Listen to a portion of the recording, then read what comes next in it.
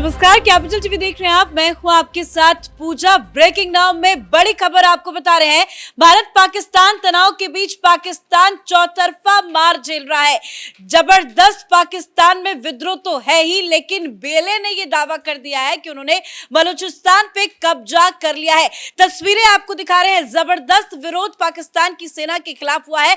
कई check post से पाकिस्तानी सेना को वहां से मार भगाया गया है। तस्वीरें भी आप देख सकते हैं कि कई जगहों पर पाकिस्तान का झंडा मिट्टी में मिला दिया गया है और बलूचिस्तान में बेले ने अपना झंडा लहरा दिया है। तो किस तरह से दोहरा मार झेल रहा है पाकिस्तान, तमाम अपडेट आपको बताएंगे। मेरे साथ जुड़े हुए हैं कैपिटल टीवी के editor in chief doctor Manish Kumar. Sir, पहला सवाल मेरा आपसे ही है, क्या कुछ ताजा जानकारी सामने आ रही है? देखिए, ताजा जानकारी यह है कि वहां कई सारी जो पुलिस चौकी थी, आर्मी बेस था, वहां से आर्मी वाले भाग चुके हैं। पुलिस चौकी के ऊपर बलूच लोगों का पूरा कब्जा हो गया है। न सिर्फ इतना, ये बात तो नेशनल असेंबली के अंदर फजलुर रहमान ने पहले ही बताया था कि आप लड़ने जा रहे हो उधर, ये बलूचिस्तान का क्या होगा, वहाँ तो आपके हाथ से कोई स्थिति है नहीं। अब ये जो तस्वीरें ताज़ी ताज़ी आ रही है, ये सरकारी बिल्डिंग्स के ऊपर वहाँ पाकिस्तान का झंडा हटा के बलूचिस्तान का झंडा लगा दिया गया है। मामला सिर्फ इतना ही नहीं है, वहाँ से ये तो भाग तो चुके ही हैं पाकिस्तानी, लेकिन अब यूएन में भी मांग हो रही है कि इमीडिएटली बलूचिस्तान को बाकायदा रिकॉग्नाइज किया जाए। दिल्ली से भी गुजारिश की गई है कि यहाँ एम्बेसी खोला जाए। एक मैं ट्वीट देख रहा था मीर यार बलूच का, बाकायदा उसने पूरा का पूरा लिस्ट ऑफ डिमांड्स दिया है। तो वो क्या क्या कह रहे हैं, वो ये कह रहे हैं कि हम लोगों ने ऑलरेडी इंडिपेंडेंस डिक्लेयर कर दिया। This is what they are saying कि हमने आज़ादी की घोषणा कर दी। अब यूएन यथाशीघ्र हमें रिकॉग्नाइज करे और वहाँ पे जितनी भी सरकारी इंस्टॉलमेंट्स हैं, जितने भी वहाँ पे पुलिस और आर्मी है, उनको वापस जाने का आदेश दिया जाए। एक पीस कीपिंग फोर्स वहाँ पे लगाया जाए। वहाँ पे जितने जो पोर्ट हैं, सारी चीज़ें हैं, वो सारा इंतज़ाम करवाया जाए। इवन हमें इस बात के लिए पैसे दिए जाए so that we can print our currency, passport, और साथ ही साथ अलग अलग जगहों पे उन्हें एम्बेसी खोलने के लिए भी व्यवस्था की जाए। कहने का मतलब ये है कि पाकिस्तान तो अब ऐसे में तो घिर गया। आप ये समझिए कि जब सरकार की साख ही नहीं रही, जब सरकार के खिलाफ वहाँ पे पाकिस्तान का झंडा ही नहीं रहा, वहाँ लोग बाहर निकल रहे हैं और इसको रोकने के लिए, इसको रेसिस्ट करने के लिए वहाँ आर्मी नहीं है, वहाँ पुलिस नहीं है। इसका मतलब ये है कि जिस तरीके से पाकिस्तान के कुछ इलाकों में वहाँ पुलिस और आर्मी का जोर नहीं चलता, इकबाल नहीं है, वहाँ पे अलग तरीके का तंत्र चलता है। बलूचिस्तान वैसे ही तरीके का एक इलाका हो गया जहाँ पाकिस्तान वहां से नदारत हो गया। पाकिस्तान को दोहरी मार पड़ रही है। तस्वीरें देखिए, और ऐसी तस्वीरें सिर्फ एक इमारत से नहीं सामने आ रही है। ऐसे कई जगह, कई ऐसे इलाके हैं, कई सरकारी इमारतें हैं जहां से पाकिस्तान का झंडा उखाड़कर फेंक दिया गया है, मिट्टी में मिला दिया गया है और बेले ने अपना झंडा लहरा दिया है। हमारे सहयोगी अनुज शुक्ला भी हमारे साथ मौजूद है। सर, जो सर ने बताया कि यूएन से मांग की गई है कि एक स्वतंत्र देश की घोषणा की जाए, बैठक इमीडिएट कराने की मांग की गई है, क्या लग रहा है यूएन इस पे एक इमीडिएट बैठक करेगा? जरूर करेगा और करना चाहिए। देखिए, 7 दशक हो गए हैं। बलूचिस्तान एक उदाहरण है कि किसी देश को कैसे 7 दशक तक मनमाने तरीके से उसका उत्पीड़न किया गया, उसके रिसोर्सेज को निचोड़ा गया, उनकी बच्चियों से रेप किए गए, उनके लोगों को उठा उठा करके घरों से मारा गया। डॉक्टर तारा चंद हैं, ये बलूचिस्तान की सरकार में कैबिनेट मिनिस्टर भी रहे हैं और इस वक्त यूएस में रहते हैं। वे लगातार अमेरिका में प्रयास कर रहे हैं और उनका भी ट्वीट आया है। उन्होंने सीधे सीधे डोनाल्ड ट्रंप से मदद मांगी है, भारत से मदद मांगी है। और सिर्फ मसला केवल वहीं भर का नहीं है, कूटनीतिक, राजनीतिक, सामरिक।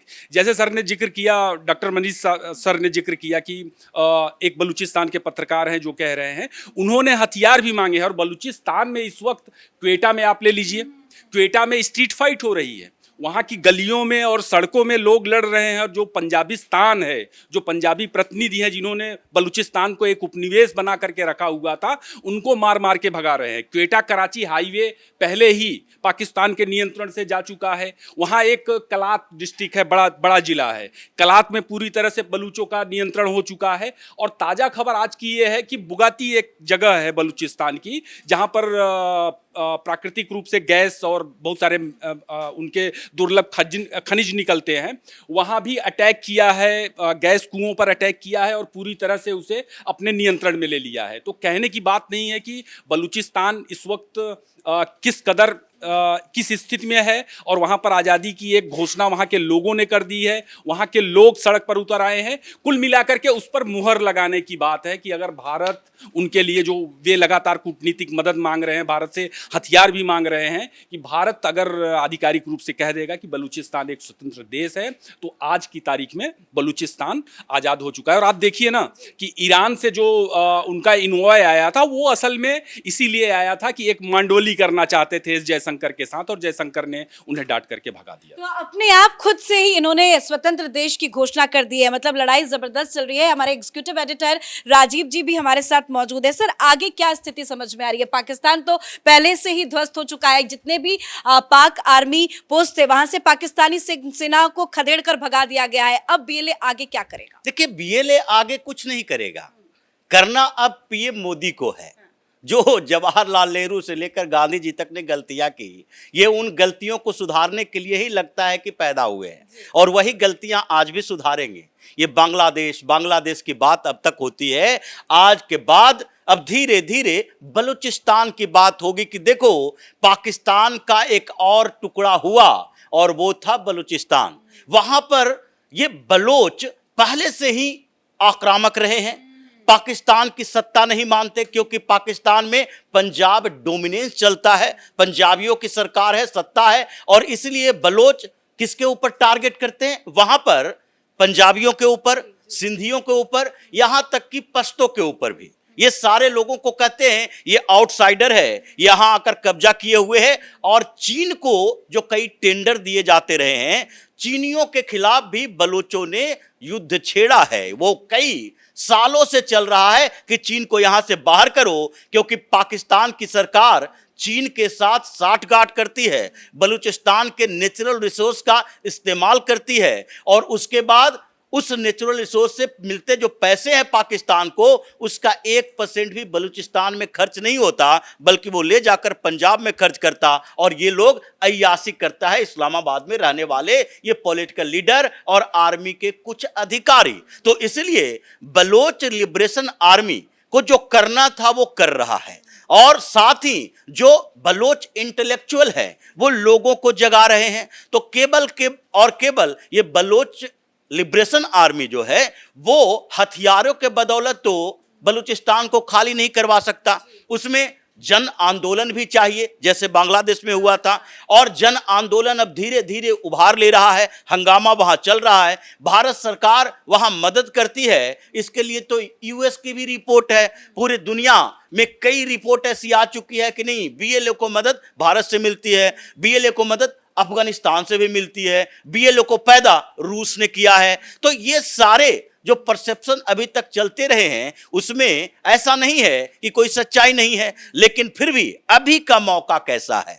अभी जो मौका है, भारत के ऊपर ये पाकिस्तान नापाक तरीके से एक के बाद एक अटैक करने की नाकाम कोशिश कर रहा है। और भारत में अंदर में जो मीटिंग चल रही है वो केवल इस बात के लिए नहीं है कि भारत कैसे जवाब दे, कहां जवाब दे, ये लाहौर से काम नहीं चलेगा। वहां पर आप कुछ बम गिरा सकते हैं, लेकिन आपको वापस आना पड़ेगा। पंजाब में पाकिस्तान को लेकर कोई विद्रोह नहीं है, पीओके में है और पीओके हमारा हिस्सा है, इसलिए वहां पर कब्जा करने के बाद उसे वापस देने की जरूरत नहीं है। लेकिन ये गिलगित बल्तिस्तान हो या पश्तो जो केपीके बोला जाता है, खैबर पख्तूनख्वा, वहां भी ऐसी स्थिति नहीं है कि उन लोगों ने विद्रोह किया और पाकिस्तान से अलगाव हो जाए। छोटे मोटे इंसर्जेंसी वहां भी हैं, लेकिन बलूचिस्तान जो शुरुआत से 60-70 के डिकेड से ही जिस लेवल पर वहां पर पाकिस्तान के खिलाफ विद्रोह चल रहा है, और वो अपने आप को मानता ही नहीं है कि पाकिस्तान का एक प्रोविंस है, हम तो आजाद हैं,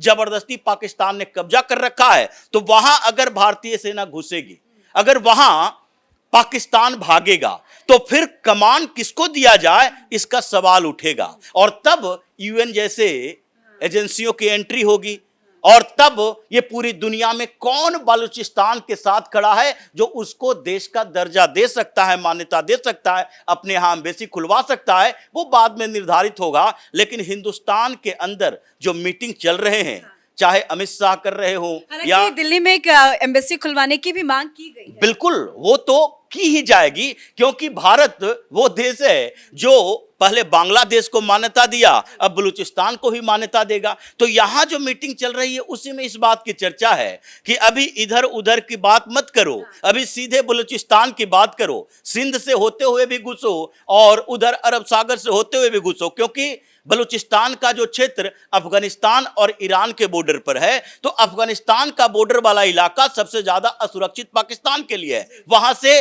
उसे मदद भी अफगानिस्तान की मिलती है, और भारत सरकार जितना मदद करना है उतना मदद तो करती ही है। तो इसलिए बलूचिस्तान अब लगभग आजादी की ओर है। भारत के एक पुश की जरूरत है, उसके बाद पाकिस्तान का एक पूरा हिस्सा उसके हिस्सा न रहने के बाद हो जाएगा कि नहीं, अब पाकिस्तान में नहीं बल्कि एक आजाद मुल्क और तैयार हो चुका है। धन्यवाद राजीव जी। जाते जाते अनुज सर से भी एक आखिरी सवाल करेंगे, क्योंकि अब सभी की निगाहें, जैसा कि राजीव सर ने समझाया, कि अब पीएम मोदी पर सभी की निगाहें टिकी है। हालांकि विद्रोह तो आज की बात नहीं है, बलूच लिबरेशन आर्मी की तरफ से पिछले कई वक्त से विद्रोह किया जा रहा है, लेकिन ये जो सिचुएशन अभी है, क्या मौका का फायदा उठाया जाएगा और बलूचिस्तान के हक में कोई फैसला पीएम मोदी की तरफ से या कोई सपोर्ट कर पाएंगे? ये भारत की नैतिक जिम्मेदारी है कि भारत को बलूचों को मुक्त करना चाहिए। इसमें एक चीज और देखिए कि बलूचों ने हथियार उठाया तो किस कदर वे उत्पीड़न का शिकार हुए, उसके बाद उन्होंने हथियार उठाया।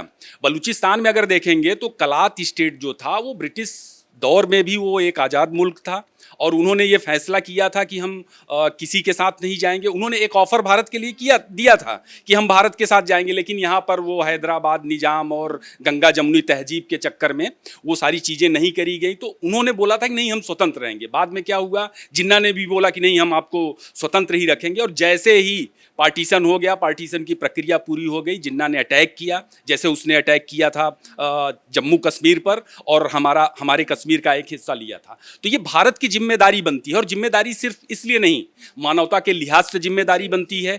हम उनके साथ सांस्कृतिक रूप से जो साझेदारी है वह भी साझा करते हैं। हम और वो दोनों अलग अलग नहीं है। हम और बलूच, भारत और बलूच की जो पॉपुलेशन है वो सांस्कृतिक रूप से एक दूसरे से जुड़ी हुई है।